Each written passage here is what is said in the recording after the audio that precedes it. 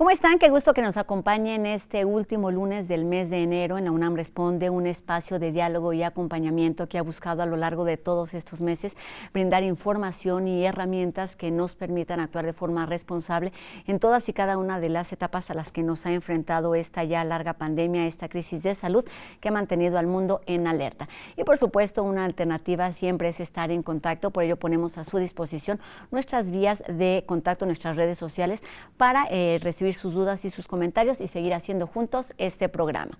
Y bueno, comenzamos con la información recordando que una de las principales alternativas para combatir la enfermedad de COVID-19 es precisamente vacunándonos. Y en este sentido, pues la estrategia de vacunación continúa avanzando y a partir de hoy y hasta el próximo 5 de febrero se estará aplicando la dosis de refuerzo a las personas de entre 40 y 49 años en las alcaldías de la Ciudad de México. Se estima que sean vacunadas alrededor de 12 millones de personas en este rango de edad. Las personas, ya sabemos, deben presentar el expediente impreso que se llena previamente en la página de mivacuna.salud.gov.mx y además deben haber cumplido los 5 meses o estar a una semana de cumplirlos luego de haber recibido la segunda dosis. Y bueno, también como cada lunes vamos con el doctor Carlos Rosales, que nos resuelve dudas que van surgiendo y en este sentido, particularmente en esta última etapa, sobre las recomendaciones tras haber tenido contacto con alguien que dio positivo.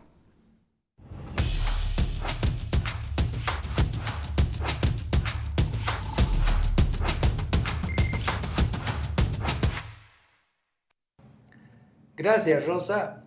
Muy buenas tardes. En vista del gran número de infecciones nuevas que se están dando por el coronavirus, nuestro público nos ha preguntado. El día de ayer un amigo me visitó y comimos juntos. El día de hoy mi amigo se sintió enfermo, fue al médico y le hicieron la prueba de la COVID-19 y resultó positivo. Yo me encuentro bien, pero la pregunta es, ¿debo hacerme también la prueba? Bueno, lo primero es, si usted no ha desarrollado síntomas, no es urgente ni es necesario que se haga la prueba todavía. Lo mejor es, por haber sido expuesto a una persona positiva, resguardarse y mantener su sana distancia. Se recomienda al menos 5 días de reposo en su casa y estar atentos. Si en el transcurso de esos 5 días usted desarrolla síntomas, entonces sí, tal vez sea recomendable hacer la prueba, pero solo en los casos en los que haya síntomas y estos estén empeorando. Las nuevas pruebas, las llamadas pruebas de antígeno, pruebas rápidas, solo detectan el virus cuando la persona está en un estado activo de infección con síntomas. De otra forma, la prueba no detecta el virus. Por tanto, lo mejor es esperar y observar. Si en 5 días usted no desarrolla enfermedad, puede regresar a sus actividades. Si en esos 5 días desarrolla síntomas, entonces debe acudir al médico y el médico decidirá si debe hacerse la prueba o no. Lo mejor es seguir con las medidas de siempre y estar atentos. Cuídese mucho. Muchas gracias.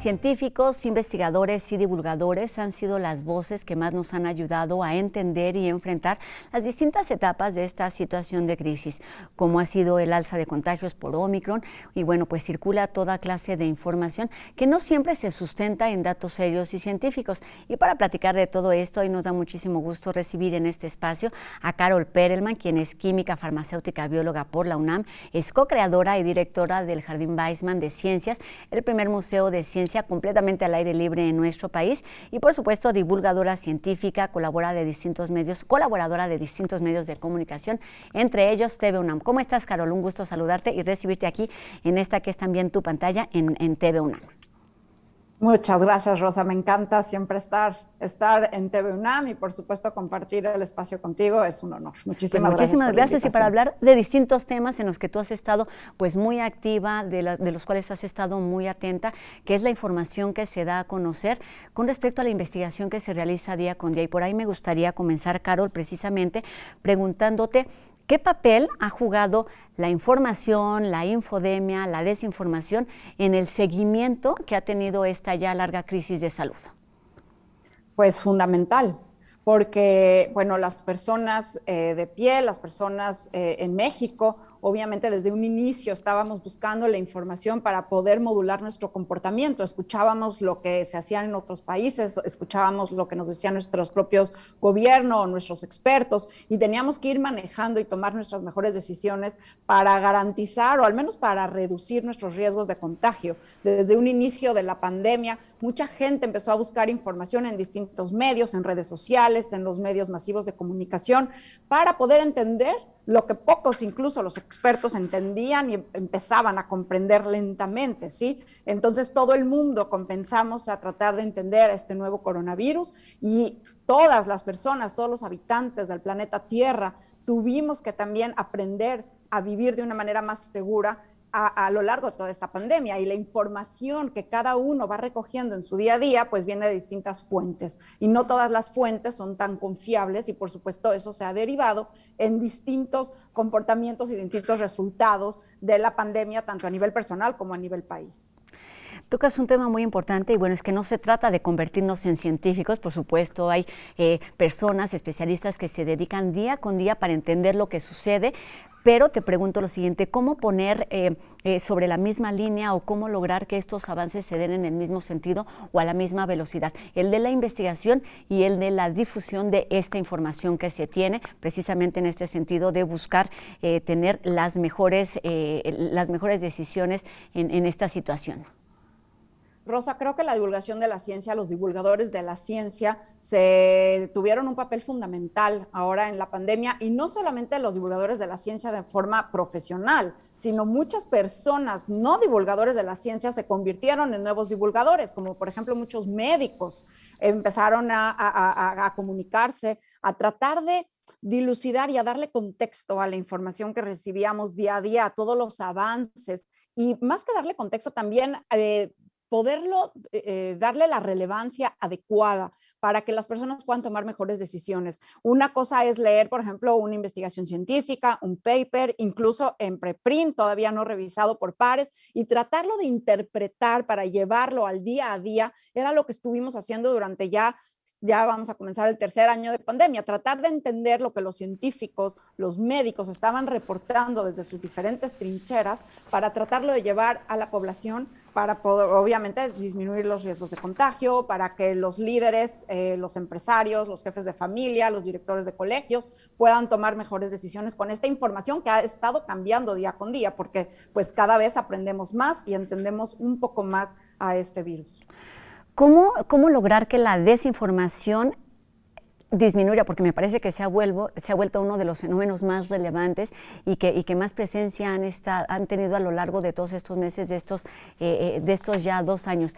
¿Qué responsabilidades podemos tomar, como dices, como seres humanos y no solamente como especialistas, para ir avanzando en este mismo sentido y escuchar las voces que sí son confiables y que nos permitirán tener herramientas que nos permitan actuar de la forma más consciente y responsables? Creo que a lo largo de la pandemia, Rosa, las personas hemos cambiado. Sin lugar a duda, esta pandemia nos ha cambiado en muchos sentidos. Y uno de los sentidos es la gente en general se ha vuelto más crítica de la información que recibe. En un inicio teníamos miedo, y entonces casi cualquier información que recibíamos, pues la aceptábamos como buena, así viniera de la tía, del chat familiar, de la vecina, de la comadre, ¿no?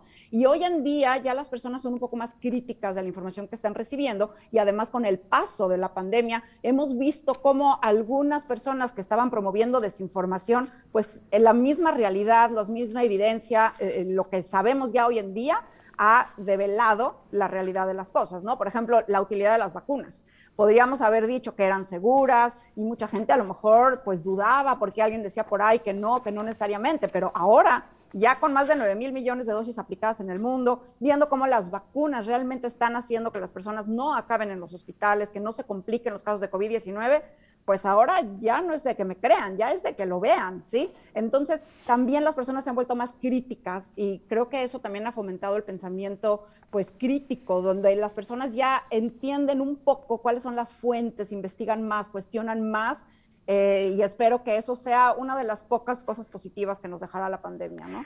Háblanos de este tema desde tu experiencia, desde tu conocimiento y también desde esta responsabilidad que tú asumes de forma, me parece, o así lo entiendo, profesional y personal, para tener la capacidad de ir seleccionando de todo ese universo de información que se da a conocer en México, pero en distintas partes del mundo, y tener eso, la responsabilidad de compartirla, de hacerla masiva. ¿Cómo haces tú esta selección? ¿Cuáles son algunos tips que nos podrías dar para decidir en cuál fuente sí confiar, en cuál no, qué consejo seguir, qué no? Y por supuesto, cada quien debe hacerse de su propia opinión y formarse su propio criterio, con bases confiables. Por supuesto. Claro, claro, por supuesto. Mira, una de las cosas que hago todos los días es leerme todas las publicaciones científicas, no todas, pero trato el máximo que pueda de las publicaciones científicas y de esas escoger realmente cuáles pueden ser las más relevantes. Pienso que con el tiempo nos hemos vuelto un poco más expertos en poder filtrar cuáles son las que van a tener una trascendencia mayor que otras y cuáles son todavía demasiado preliminares. No todo es tan importante y no todo es tan relevante, no todo es tan urgente, y entonces tener estas decisiones para ver qué comunicar, sin duda, Rosa, ha sido una hazaña de todos los días, ¿no? Estamos casi los científicos, claro, hay científicos que están en Twitter todos los días y les agradecemos enormemente que además de pasar sus tiempos en los laboratorios o los médicos que están atendiendo a pacientes, están también compartiendo en redes sociales sus experiencias, y con eso vamos sumando. Ahora es bien importante también, Rosa, saber corregir, saber reinterpretar y darle contexto a todo lo que estamos escuchando, porque muchas veces escuchamos, por ejemplo, ahora, ¿no? Israel, que está recomendando una cuarta dosis de vacuna a los mayores de 18 años, a los adultos mayores de 18 años. Bueno, ¿cómo traemos esto al contexto mexicano, a nuestro país? ¿Cuál es el impacto que podría tener todo esto? Quizás empezar a pensar en cuartas dosis para las personas con inmunosupresión, a los de mayor riesgo por COVID-19, ¿quiénes son en nuestro país? Entonces, eso es el darle contexto, y creo que ha sido la misión de esta pandemia, dar contexto a todo lo que estamos escuchando todos los días en el mundo científico. Y yo les recomiendo que busquen fuentes confiables, que pues es a veces difícil encontrar cuáles son las confiables, pero hay varios científicos, hay varios médicos, incluso varias plataformas que se han comprometido con dar información fidedigna. Y bien importante también, Rosa, algo así, un foco rojo, es no escuchar cuando se hablen de términos absolutistas o simplistas o que estén minimizando. Fíjate, estaba yo leyendo un post justamente que una científica de Calgary, de Canadá, hace unas semanas subió, me encantó el post que subió en Twitter, que habló, ella dijo, ni hay que ser fatalista con la ola de Omicron, ¿sí? El decir nos va a dar a todos, entonces es inútil cuidarnos, esa actitud es errónea, es falsa, no nos va a dar a todos, es difícil que no nos dé, pero no es imposible, hay herramientas. Tampoco hay que minimizarlo, porque minimizar a Omicron es un riesgo gigantesco. Decir es leve, pues no para todos, ¿sí? Y tampoco hay que dar estas esperanzas falsas como decir, bueno, acabando Omicron acaba la pandemia, porque tampoco lo sabemos, ¿no? Entonces, aléjate de estas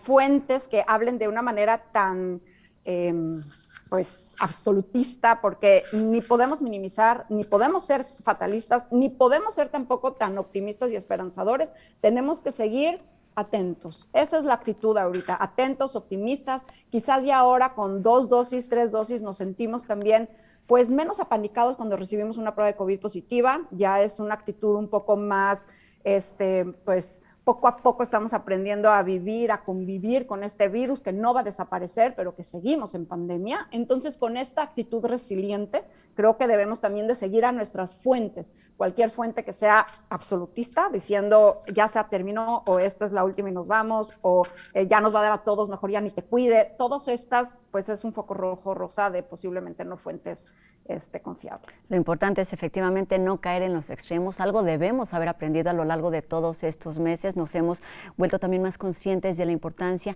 del papel y de la voz de los científicos que se han dado a la tarea, como bien dices, no solamente de investigar, sino de interpretar y de explicarnos de forma clara lo que sí o lo que no podemos ir haciendo en cada una de estas etapas. Y en este sentido, Carol, pues me gustaría que nos ayudaras a resolver algunas incógnitas o algunas dudas que van o que han ido surgiendo a lo largo de todos estos meses. Hemos hablado, por ejemplo, en distintas etapas de los beneficios que se dan mucho a conocer sobre, o dudosos, por supuesto, de este dióxido de carbono. Hablamos del deltacrón. Ayúdanos, dióxido de cloro, sí. Perdón, sí. Sí. Y ahora hablamos de esta deltacrón y de todas estas nuevas variantes. Ayúdanos, Carol, no sé, 2, 3 temas que podemos desmentir en esta cuarta ola de contagios en México. Ok, el deltacrón, deltacrón que surgió y además con un nombre muy rimbombante, según una nueva variante en Chipre, es falsa. ¿Por qué? Porque fue una contaminación que sucede cuando se hace una amplificación por PCR. Pues se hace una amplificación, se amplifica el RNA y a veces si hay trazas o contaminación de otra muestra, posiblemente parezca que es la misma muestra combinada Omicron con Delta, pero ya luego se verificó en las secuencias que realmente no era una sola secuencia, sino era contaminación. Ahora, Rosa, no es imposible que una persona pueda ser co-infectada con 2 variantes a la vez, en especial si en un país están circulando 2 o varias variantes a la vez. Y entonces una persona con 2 variantes, bueno, pues estas variantes podrían recombinarse y entonces surgir algo similar al deltacrón. Pero el deltacrón que se encontró en Chipre es completamente falso, es una contaminación y sin duda lo único que podemos hacer para minimizar el riesgo de tener más variantes es minimizar los contagios, porque entre más contagios, más chances les damos al virus de encontrar mejores versiones de sí mismas y estos son las variantes. Exactamente. Ahora sobre el, perdón. No, adelante. Estos están buscando forma de replicarse y por lo tanto es más posible que se vayan contagiando. ¿Qué más nos ibas a decir, Carol? No, pues del dióxido de cloro, que en un inicio, ¿no? Por supuesto que la gente, todos buscábamos alguna solución milagro y pues no existe una cura y menos algo que te prometa que te cura de tantos males y todos los males. El dióxido de cloro es un oxidante, se utiliza para limpiar albercas, para sanitizar el agua. Es tóxico, en altas concentraciones es sumamente tóxico y entonces yo les invito a no tomar esto. Creo que ya ha bajado un poco pues es lo que te decía, ¿no? Como que también como población hemos madurado un poco y hemos sido cada vez más pues sensibles a la desinformación y un poco más críticos. Espero que ya quienes nos estén escuchando no estén tomando dióxido de cloro porque por supuesto que es nocivo para la salud. Otro tema que ha sido muy importante desde hace ya muchísimos meses es el cubrebocas, pero también se ha ido modificando su uso. Platícanos qué debemos saber hoy del cubrebocas y cómo usarlo correctamente. Rosa, es una de las herramientas más extraordinarias que tenemos el cubrebocas. Los cubrebocas son de las medidas de menor costo y mayor beneficio. El cubrebocas que yo recomiendo y todos recomendamos en general ahora y en especial ante un virus como Omicron que es tan contagioso y del cual requerimos una menor dosis para ocasionar COVID-19, para causar una infección, es un cubrebocas de alta eficiencia. ¿Cuáles son los de alta eficiencia? Son estos respiradores KN95 que son hechos en China, N95 que son los hechos en Estados Unidos, los FFP2 que son los europeos, en fin, cada región tiene su propia clasificación según el órgano que los certifica, pero lo importante es que sean estos cubrebocas de alta eficiencia, que no sea de válvula, porque estos te van a proteger mejor. Pero Rosa, no nada más importa la calidad del cubrebocas, sino también cómo te queda, ¿sí? Porque de nada sirve tener uno de altísima eficiencia si queda colgando, ¿no? Y no sella correctamente. Entonces, muchas personas sugieren usar uno de estos y encima quizás uno de tela que apriete bien, pero no uno de tela solo, porque uno de tela no es suficiente y tampoco uno quirúrgico no es suficiente, son demasiado delgados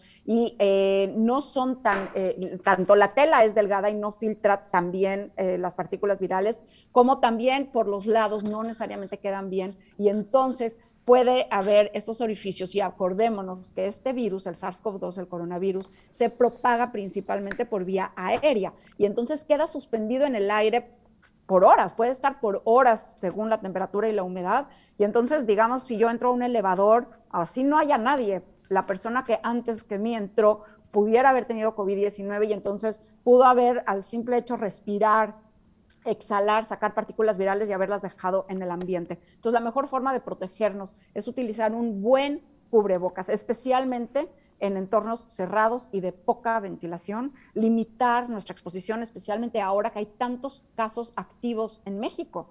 Estaban diciendo hace unas semanas que 1 de cada 9 chilangos tenía COVID-19 activo. Y bueno, ahora ya no sé los números de las estimaciones, pero sin duda el riesgo de contagio ahora en esta ola es altísimo. Entonces hay que mejorar nuestras medidas, hay que hacer un mejor esfuerzo por reforzar. Ahí te voy a interrumpir, Carol, porque ya no tenemos mucho tiempo y tenemos muchas dudas con respecto a los efectos de las reacciones de las vacunas, lo necesario de ponerte, si este refuerzo, de seguir utilizando el cubrebocas, de las medidas de higiene, de distanciamiento que ya conocemos, reforzarlas ante un virus o ante una variante que es mucho más contagiosa. ¿Qué es lo que sí debemos saber? ¿Qué es lo que debemos tener muy claro hoy? Que bueno, está terminando el mes de enero, estamos viviendo una nueva etapa de la pandemia, tanto en México como a nivel mundial. La OMS ha anunciado, o dio a conocer hace unos días, que podría terminarse la fase aguda de esta pandemia a mediados de año. ¿Qué es lo que tenemos que tener muy presentes para estar, digamos, parados en el punto medio, sin estar en la etapa de ser alarmistas, pero tampoco relajarnos porque la pandemia continúa? Claro. Es muy importante, las 3 herramientas creo que son nuestro brújula en la pandemia son el cubrebocas, la ventilación y la vacunación. Son bien importantes. Si no te has vacunado, si no has recibido tu tercera dosis, hazlo. Es importante y lo hemos visto, cómo las 3 dosis de vacunas reducen tu riesgo de hospitalización, de complicaciones por COVID-19. Claro que las vacunas no evitan que te contagies, solamente la suma de esfuerzos hacen que se reduzca el riesgo, porque ninguna medida es 100%, pero acumularlas sí nos reduce el riesgo. La vacuna es fundamental y es una gran herramienta de salud pública, así que bien importante seguir con ella. La ventilación, pues ya lo dije, este virus se propaga principalmente por vía aérea, entonces abrir ventanas, ventilar, procurar que, por ejemplo, si un espacio es cerrado, bueno, al menos el medio de ventilación, el aire acondicionado tenga estos filtros EPA, porque el aire que respiramos sí importa, la calidad del aire que respiramos es muy importante. No nada más queremos prevenir esta enfermedad, también las demás enfermedades respiratorias. Y finalmente el cubrebocas, como ya lo platiqué. Y si bien Omicron va a dejar una pared de inmunidad importante en la población, justamente la Organización Mundial de la Salud hablaba de que un poco más del 50% de la población mundial posiblemente va a estar en contacto con Omicron en lo que va de aquí a marzo. Entonces, bueno, va a dejar una pared importante de inmunidad que junto con las vacunas va a ser posiblemente que entonces empiece el virus a circular de una forma más controlada. No va a desaparecer, pero sí va a ser una circulación más controlada y esto posiblemente podría ser la etapa a lo que se llama una endemia, que ojo, no quiere decir que ya con eso nos acabamos del COVID y no quiere decir que es más leve. Solamente quiere decir que es un poco más controlado, pero seguirán habiendo muertes, seguirán habiendo secuelas, todo esto seguirá existiendo mientras no mitiguemos los casos. Y también algo importante, Rosa, que veremos en el próximo semestre, pasando enero y un poco más, van a ser los antivirales, porque los antivirales, ya los orales, como el Molnupiravir y el Paxlovid de Pfizer y de Merck, ya son estos medicamentos orales que una persona de alto riesgo al recibir un COVID positivo en su prueba ya puede empezar a tomarlo por 5 días, es una pastilla, son 2 veces al día y esto le va a reducir sustancialmente el riesgo, como lo hacemos por ejemplo con la influenza, ¿no? Que tenemos la parte de la vacunación y el tratamiento. Cada vez hay más herramientas, pero siempre lo decimos, es mucho más importante o mucho más benéfico prevenir los contagios que atender las enfermedades que se van presentando en los distintos sectores de la población. Carol, muchísimas gracias por toda esta información, por tu experiencia, por tu opinión, que por supuesto no se acaba ahí. Está apareciendo en nuestra pantalla la página carolperelman.net, donde constantemente estás alimentando y subiendo información que, como bien dices, pues es de utilidad, está verificada y es información que nos da herramientas para seguir actuando responsablemente y darle seguimiento a esta pandemia que esperamos termine lo antes posible. Y como bien dices, pues si no termina, controlarla. Así que Carol Perelman, muchísimas gracias por estos minutos y te vemos como todos los lunes en la pantalla de TV UNAM, hoy a las 9 de la noche. Buenas tardes para nosotros y buenas noches para ti, Carol. Muchas gracias, Rosa. Un abrazo a todos y a seguir cuidándonos. A seguir cuidándonos. Gracias, Carol. Y bueno, tenemos más información aquí en la UNAM Responde y ahora pasemos a las sorpresas que nos da la tecnología y que nos comparte el equipo de No Memes. Esta tarde nos enseñan cómo fue el primer reloj inteligente que fue creado por los japoneses.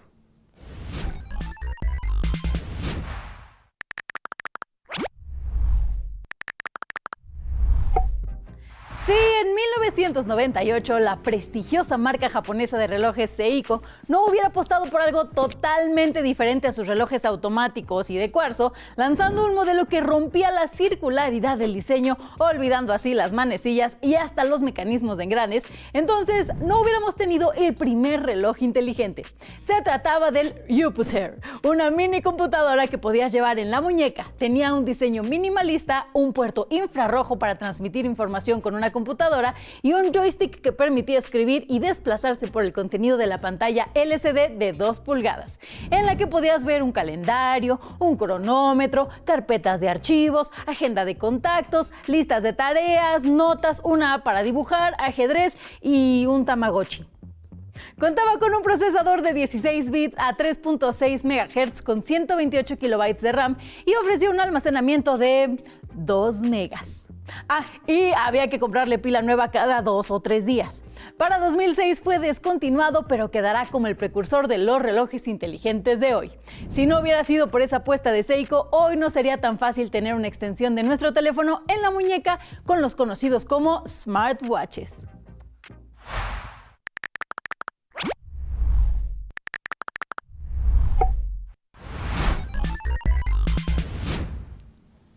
Avances en verdad sorprendentes que pueden ayudarnos y darnos distintos beneficios en nuestra vida cotidiana, siempre sin abusar. Y con esto terminamos nuestro programa de hoy, el lunes. Mañana comenzamos un nuevo mes y por supuesto estaremos aquí en la UNAM Responde dándoles siempre información que nos permita actuar responsablemente. Ya saben, 2:30 por TV UNAM, la UNAM Informa. Adiós.